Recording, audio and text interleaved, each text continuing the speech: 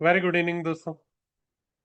मैं आपका दोस्त आपका होस्ट डॉक्टर अरुण सिंह जयपुर से astro technical learning with doctor Singh के अंदर आपका स्वागत है।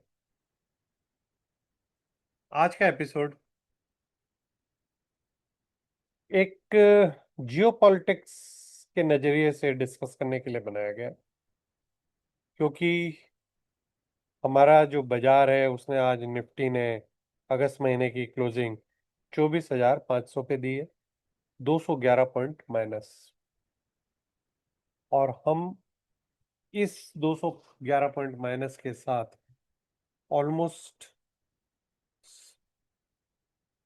8वां हफ्ता होने वाला है कि जिसमें हम एक डाउनवर्ड रेंज के अंदर कंटिन्यूस ट्रेड कर रहे हैं, और उस डाउनवर्ड रेंज के अंदर हमारी पोजीशन बनी हुई। ऐसा क्या हो रहा है भारत में जिसके चलते Dow Jones, Nasdaq, S&P, European markets, Japan, ये सारे अपने लाइफ टाइम हाई लगा रहे हैं और हम लो लगाए जा रहे हैं।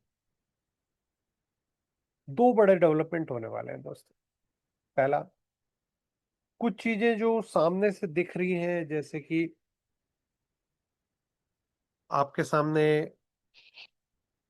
टैरिफ अमेरिका का।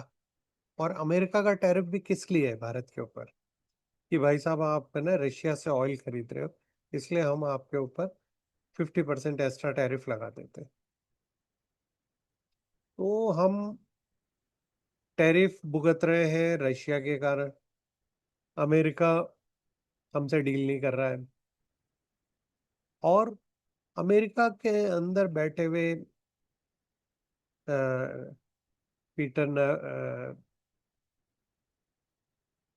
पीटर नॉरेवू और ब्लिंकेट, जो दोनों उनके एक कॉमर्स एंड फाइनेंस सेक्रेटरी है, और एक इंडिया को जो बंदा डील कर रहा है, उसके चलते भारत और अमेरिका की जो ट्रेड वार्तालाप है वो खटाई में पड़ गई। कुछ नए डेवलपमेंट जो हुए हैं उसके अंदर सबसे इम्पोर्टेंट डेवलपमेंट तो है नरेंद्र मोदी साहब का 31 तारीख को एससीओ मीटिंग में चाइना जाना। और वहां पे एक हिस्टोरिकल हैंडशेक होने वाला है मोदी, पुतिन और जिनपिंग के बीच में। भारत, रशिया और चाइना। और ये एक ग्लोबल रीसेट है। आपको याद होगा 29 मार्च को 6 प्लैनेट कंजंक्शन इन पीसीज वाले वीडियो में मैंने बताया था, ये साल ग्लोबल रीअलाइनमेंट का है। वर्ल्ड फोर्सेस रीअलाइन करेंगी, और सारे जो कौन किसका दोस्त है कौन किसका दुश्मन है वो सारे खांचे बदलते दिखेंगे आपको। तो ये जो नया एक रीअलाइनमेंट की कहानी शुरू हुई है, इसके पीछे अमेरिका की फेल्ड राजनीति, और उस फेल्ड राजनीति के चलते वर्ल्ड के अंदर 54 ट्रिलियन डॉलर की इकोनॉमीज, भारत, रशिया और चाइना, ये तीनों आपस में मिल रही है। ट्रम्प का टैरिफ इसका कैटलिस्ट है। इसके चलते, एग्रेसिव टैरिफ के चलते, भारत, रशिया और चाइना तीनों परेशान है। और जियो पॉलिटिक्स डोमिनो इफेक्ट आया। उसने जैसे ही नरेंद्र मोदी को अटैक करने की अमेरिकन ने कोशिश की, तो नरेंद्र मोदी ने विड्रॉल कर लिया। और यहाँ तक अमेरिका से डोनाल्ड ट्रंप ने 4 4 बार फोन किया और नरेंद्र मोदी साहब ने नहीं उठाया।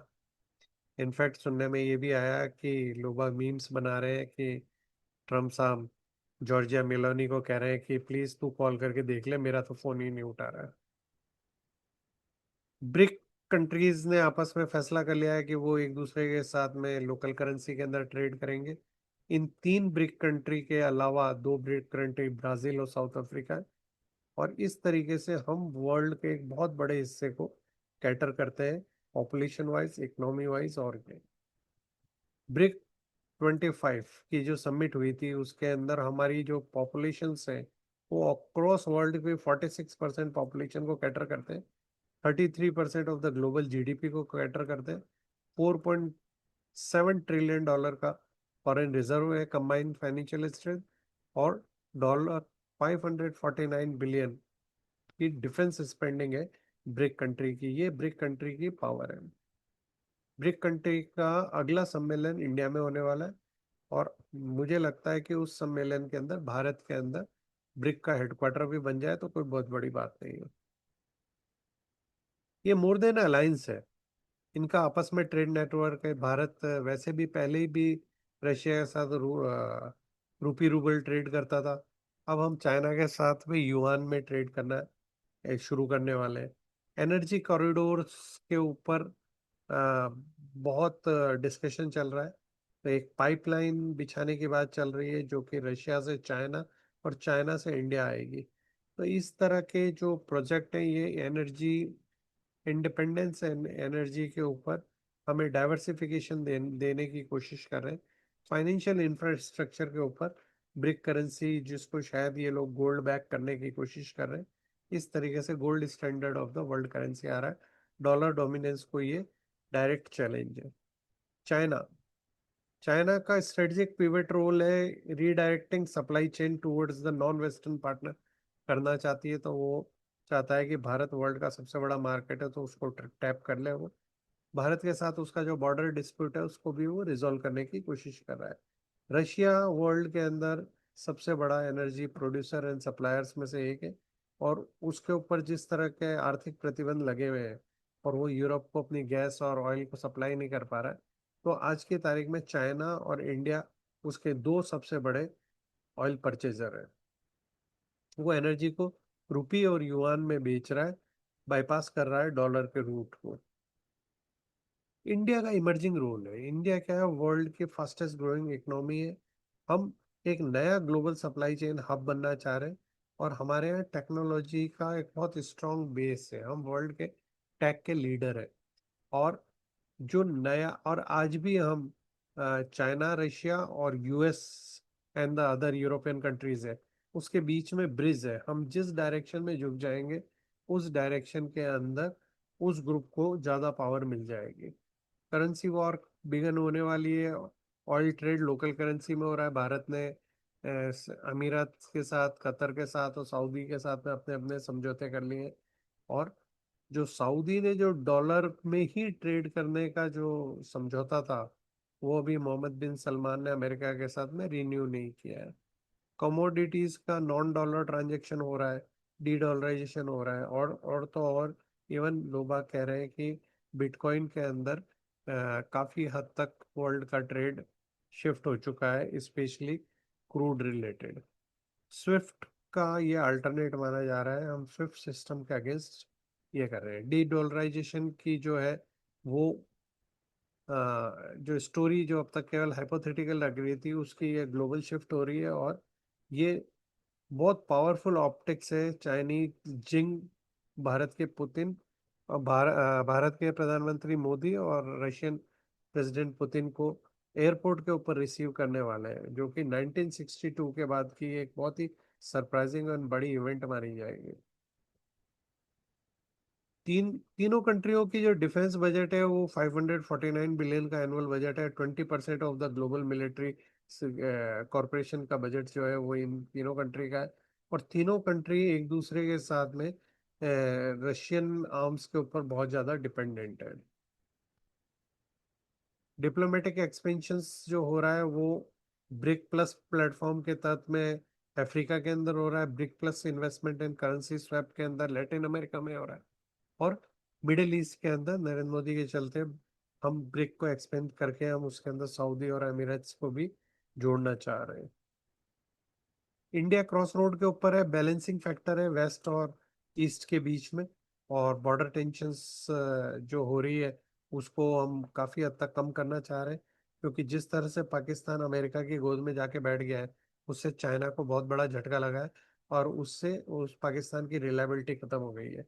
तो वो ये चाहता है कि हम भारत के साथ अपने बॉर्डर डिस्प्यूट को रशिया के मीडिएशन के चलते, रशिया के प्रेशर के चलते वो उसको खत्म करना चाह रहा है। और वो चाह रहा है कि वापस हम एक दूसरे के साथ में अच्छे संबंध रहे। नरेंद्र मोदी का ये कहना कि बुद्ध और युद्ध एक साथ नहीं चल सकता है, वो भी इस बात को अग्रेसिवली पीस की तरफ बढ़ा रहा है। एससीओ समिट जो हो रही है वो एक बहुत बड़ा पावरफुल हैंडशेक है, और इससे पूरे वर्ल्ड की जो ग्लोबल पॉलिटिक्स है वो रीअलाइन हो जाएगी। ये मोदी की फर्स्ट विजिट है 7 साल में चाइना के अंदर। जिनपिंग इनको होस्ट कर रहा है, और रशिया, इंडिया एंड चाइना का जो इकोनॉमिक ट्रेड ब्लॉक बनने वाला है उसको रिक को रिवाइव किया जा रहा है। और यूएस जो टैरिफ लगा है उसका ये काउंटर मूव की तरह देखा जा रहा है। और इसकी जो स्ट्रेटजिकल हेजिंग है और पूरे वर्ल्ड में जो मैसेज जाएगा उससे यही जाएगा कि भारत ने अमेरिका के दबाव के आगे झुकने से मना कर दिया। तो ऑल अक्रॉस वर्ल्ड ग्लोब के जो अदर कंट्रीज के जो लीडर्स हैं उनके ऊपर भी इस तरह का पॉलिटिकल प्रेशर पड़ने की संभावना है। और उसका इम्पैक्ट अभी ये देखने को मिल ही रहा है, क्योंकि भारत के प्रधानमंत्री चाइना जाने से पहले 2 दिन की जापान की राजकीय यात्रा पे है। और जापान ने आज जो अमेरिका अपना डेलीगेशन भेजना था उनको ट्रेड टॉक के लिए, वो उन्होंने डेलीगेशन भेजना कैंसिल कर दिया। तो ये जो पावरफुल ऑल अक्रॉस ग्लोब जो अमेरिका के अगेंस्ट एक यूनियन सी बन रही है, जो कि उसकी टेरिफ और के अगेंस्ट झुकना नहीं चाहती है, वो अमेरिका को बहुत भारी पड़ने वाला है। From Wall Street to Dalal street इसके चलते वॉलेटिलिटी देखने को मिलेगी। इंडो यूएस रिलेशन जो है आपस के अंदर आप कई सालों के सबसे निचले स्तर के ऊपर है। और इस जो पॉलिसी है इसमें सबसे पहले अमेरिका ब्लिंक कर रहा है। आ, कई कई रेगुलर न्यूज़ चैनल जो है, इंटरनेशनल न्यूज़ चैनल है, जर्मन है, उसके अलावा भी कई पत्रिकाओं के अंदर ये खबर आई है कि डोनाल्ड ट्रंप ने 4 बार मोदी से बात करने की रिक्वेस्ट करी, और मोदी जी ने उनसे बात करना उचित नहीं समझा और उन्होंने उनकी कॉल रिसीव ही नहीं करी। एक तरह से अमेरिका के गाल पे बहुत बड़ा करारा तमाचा है। और मार्केट इसके चलते वॉलेटिलिटी है, और इसी के चलते आज हमारा बाजार भी 200 पॉइंट निफ्टी माइनस में बंद हुई। और यूनिपोलर वर्ल्ड का एक तरह से एंड हो गया है। और अमेरिका के अगेंस्ट भारत का स्टेंस काफी स्ट्रांग है, क्योंकि भारत ने जो अमेरिका में अमेरिकन जो जहाज पाकिस्तान में थे, या जो पाकिस्तान में उनका एक न्यूक्लियर ठिकाना था गुप्त किनारा हिल के अंदर, उसको उन्होंने मिसाइल ब्रह्मोस मार के मार गिराया। और भारत के रक्षा मंत्री, भारत के प्रधानमंत्री और इवन सेना प्रमुख कई बार ये बात कह चुके हैं कि ऑपरेशन सिंदूर अभी खत्म नहीं हुआ, वो चल रहा है।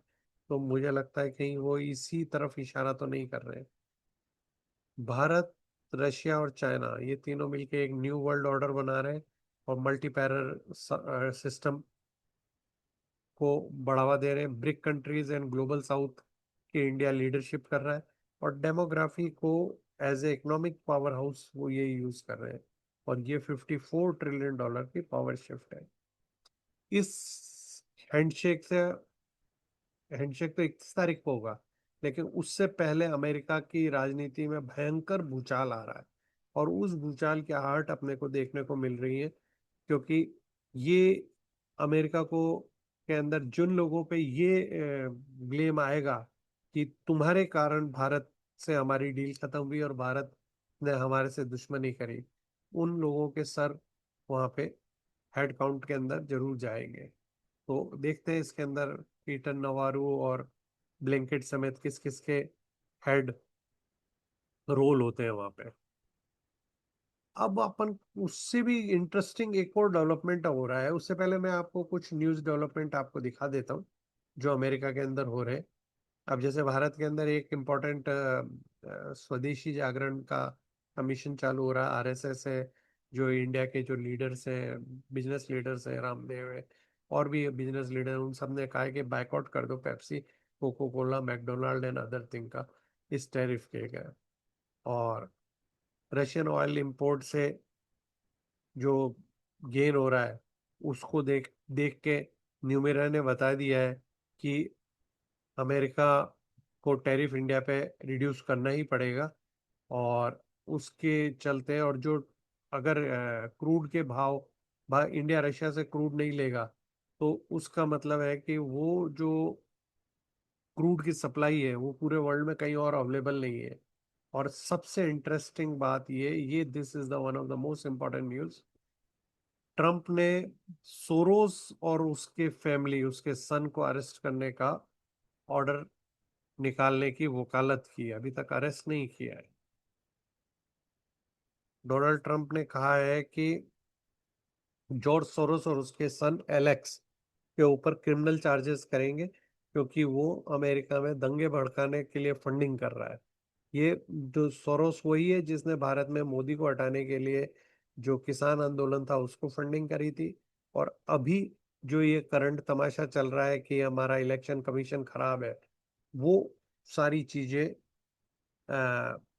सोरोस ओपनली इनके पीछे उसके कनेक्शन है।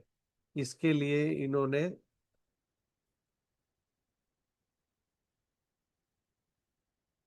सोरोस एंड पार्टी को अरेस्ट करने के लिए किया है। ये क्यों किया है, इसके पीछे बहुत इम्पोर्टेंट चैनल्स हैं, क्योंकि जिस ब्लैंकेट और पीटर नावारो को भारत का ये सारा खेल बिगाड़ने के लिए जाना जाता है, या अमेरिका में ट्रम्प को ये लोगों ने प्रमोट किया कि तुम भारत और पाकिस्तान की पीस डील कराने का क्रेडिट ले लो, वार खत्म करने का क्रेडिट ले लो, या तो आप मोदी को अमेरिका बुला लो, उस समय वहाँ के जो फील्ड मार्शल मुनीर है वो भी अमेरिका में हो, और इस तरीके से भारत की अपोजिशन की पार्टियों को आप बैठे बैठाए कोई मौका दे दो कि हम कि आपने अमेरिका के कहने पे पीस डील करी, या आपके 5 हवाई जहाज जो मार गिराए गए वो राफेल है।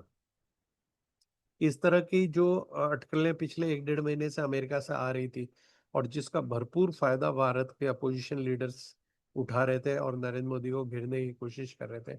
और उनके हिसाब से तो ये टैरिफ डील थी, अगर ये इंडिया से हो जाती तो उसके अंदर जो किसान, डेयरी और फिशरीज, इन तीनों के अंदर जो लाखों लोग हैं वो सड़कों पे आ जाते हैं, और भारत के अंदर भी बांग्लादेश जैसा अनरेस्ट करने का इनका प्लान था।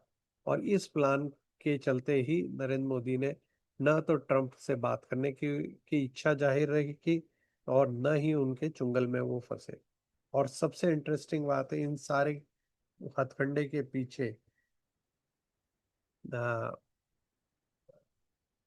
अमेरिका के जो बिजनेसमैन है जॉर्ज सोरोस, उसका बहुत बड़ा योगदान है, और उसने अमेरिका में भी इसी तरह से दंगे भड़काने की कोशिश की।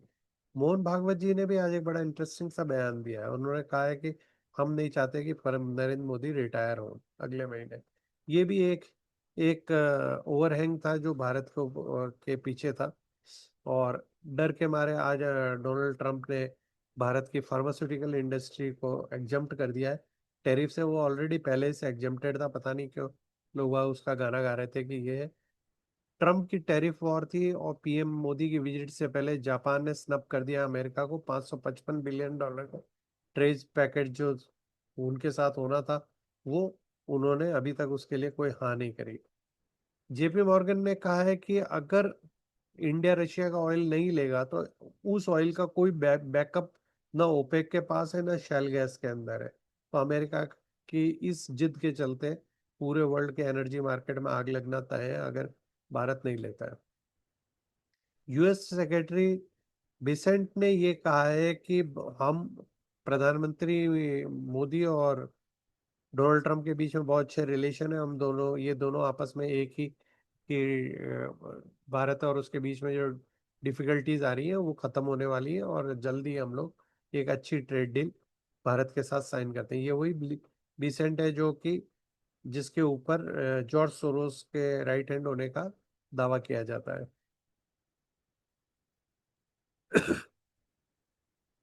फिर अगर हम उसके बाद देखें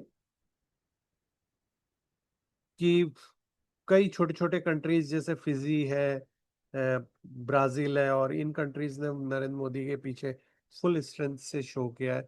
भारत ने 40 कंट्रियों के साथ में जो भी प्रोडक्ट्स अमेरिका जा रहे थे जिन पे टैरिफ लगा है उनके एक्सपोर्ट करने की बात फास्ट ट्रैक कर दी है, और कई कंट्री के साथ फ्री ट्रेड एग्रीमेंट की जो डील है उसको भी फास्ट ट्रैक कर दिया है।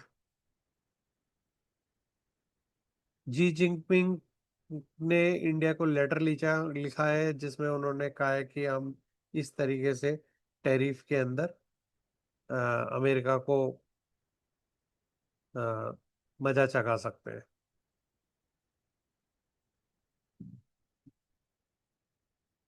और ये जो in the end of the day US officials का बिग रिमार्क आ गया है कि हम आपस में हमारी बातचीत हो रही है, और ऐसा ही एक बातचीत हो रही है का ये रिमार्क इंडिया से भी आ गया है।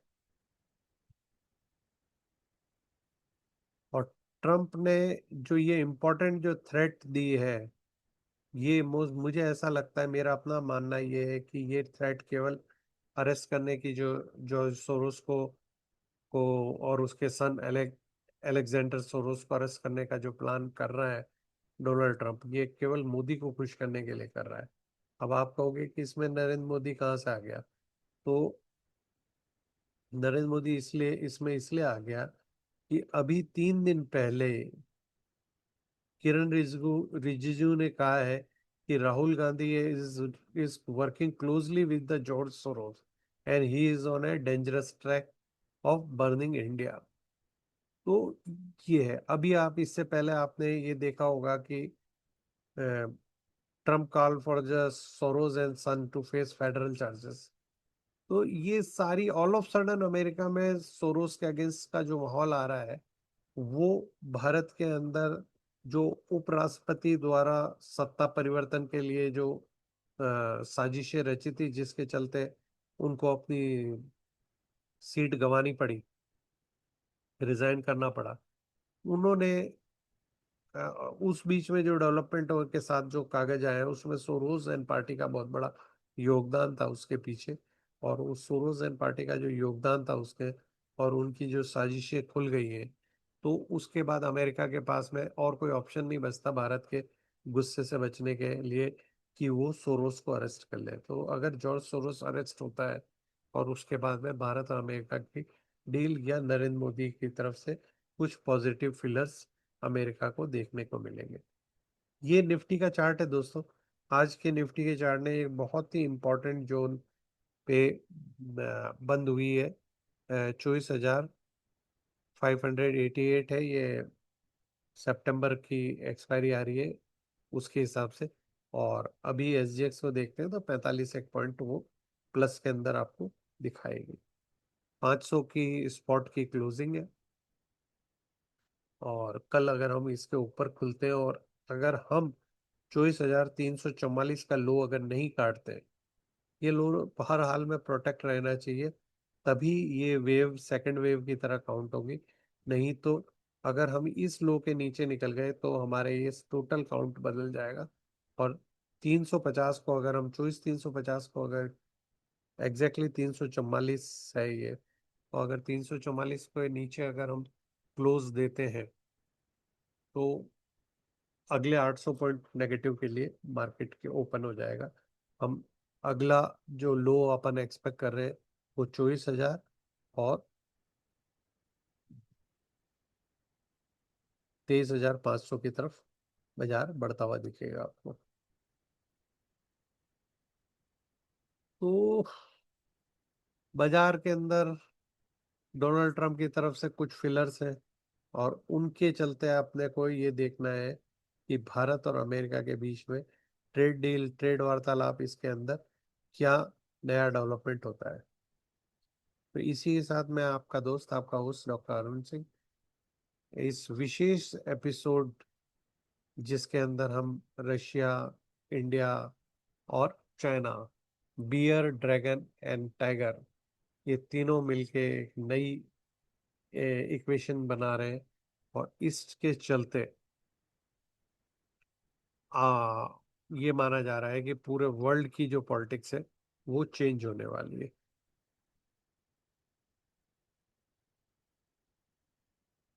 तो इसी के साथ शुभ रात्रि दोस्तों। नई सीरीज जो सितंबर की है वो आपके लिए शुभ एंड मंगलमय हो, इसी कामना के साथ आपका दोस्त, आपका होस्ट डॉक्टर अरुण सिंह आपसे विदा लेता हूँ। अगर आपने अभी तक मेरे इस चैनल को लाइक, सब्सक्राइब एंड शेयर नहीं किया तो लाइक, सब्सक्राइब एंड शेयर करें। धन्यवाद।